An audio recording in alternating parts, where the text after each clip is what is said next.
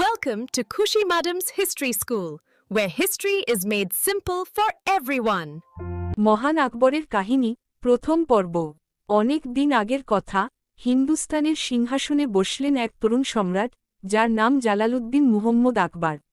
বাবা হুমায়ুনের মৃত্যুর পর মাত্র ১৩ বছর বয়সে তিনি বিশাল মোগল সাম্রাজ্যের অধিপতি হন।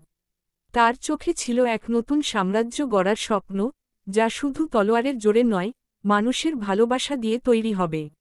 সাম্রাজ্য তখন নানা সমস্যায় জর্জরিত। আকবরের অভিভাবক এবং প্রধান সেনাপতি বৈরাম খান তাকে রাজ্য শাসনের কাজে সাহায্য করতেন। তিনি আকবরকে বোঝালেন যে, সাম্রাজ্যকে রক্ষা করতে হলে বিদ্রোহীদের কঠোর হাতে দমন করতে হবে। আকবর মনোযোগ দিয়ে তার কথা শুনলেন, কারণ তিনি জানতেন, একজন ভালো শাসক হওয়ার জন্য একজন ভালো শ্রোতা হওয়াও প্রয়োজন। খুব শীঘ্রই আকবরকে তার জীবনের প্রথম বড় যুদ্ধের মুখোমুখি হতে হল। পানিপথের দ্বিতীয় যুদ্ধে বিশাল শত্রুসেনার বিরুদ্ধে মোগলদের জয়ের সম্ভাবনা ছিল খুবই কম। কিন্তু তরুণ আকবর ভয় পেলেন না। তিনি বর্ম পরে, হাতে তলোয়ার নিয়ে তার সৈন্যদের সামনে এসে দাঁড়ালেন এবং তাদের মনে সাহস জোগালেন। যুদ্ধের ময়দানে আকবর শুধু একজন সম্রাট ছিলেন না, তিনি ছিলেন একজন অসামান্য যোদ্ধা। তিনি তার প্রিয় হাতি, হাওয়াই এর পিঠে চড়ে শত্রুসেনার গভীরে প্রবেশ করলেন।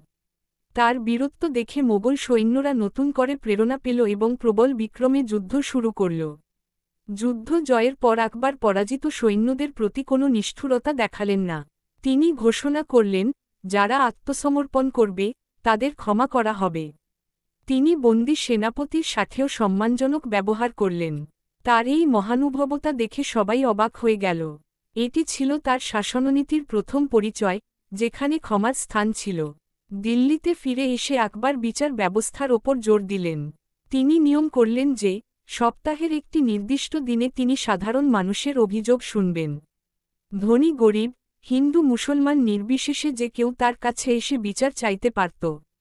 তার কাছে সবাই সমান ছিল। রাজ্য শাসনের কঠিন দায়িত্বের মাঝেও আকবর তার পরিবারের প্রতি ছিলেন অত্যন্ত স্নেহশীল।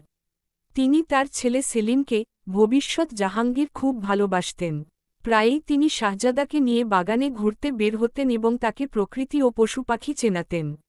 আকবরের স্বপ্ন ছিল স্থাপত্য ও শিল্পকলায় তার সাম্রাজ্যকে সাজিয়ে তোলা।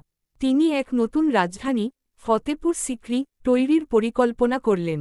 তিনি স্থপতিদের নির্দেশ দিলেন এমন এক শহর তৈরি করতে, যেখানে হিন্দু এবং মুসলিম স্থাপত্যের সেরা নিদর্শনগুলোর মিলন ঘটবে। আকবর শুধু একজন যোদ্ধা বা শাসকই ছিলেন না, তিনি ছিলেন একজন জ্ঞানপিপাসু